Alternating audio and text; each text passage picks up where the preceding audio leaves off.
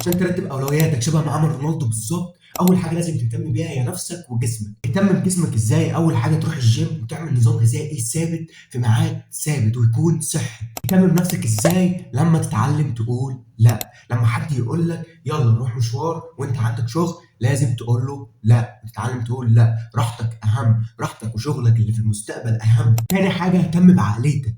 عقليتك لازم تتغير. اقرا كل يوم. لازم تقرا. تالت حاجة اكتب كل يوم ايه اللي انت عملته صح وايه اللي انت عملته غلط او شتتك او ضيع عليك وقت عشان ما تكرروش في اليوم اللي بعده. رابع حاجة ما تشتتش نفسك في مهارات كتير. اتعلم مهارة واحدة بس انت حاسس ان هي هتغيرك وهتغير مستقبلك، وبعد كده بشوف اي مهارة تانية ازودها على المهارة الاولانية يعني. فاهم؟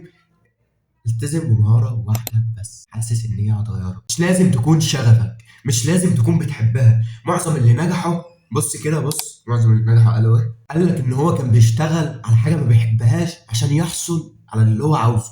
أي حاجة غير المهارة اللي أنت هتختارها دي فهي مشتتات لازم تنهيها. وبس دول الأربع حاجات اللي أنت لو التزمت فيهم فعلا بص هتسبق غيرك. لو عجبك الفيديو وحاسس ان بقيه السلسله هتفيدك فعلا فما تنساش تعمل لايك سبسكرايب كومنت الجميل اللي هتقول فيه مشكلتك وانا هعمل لك ليه فيديو. سلام.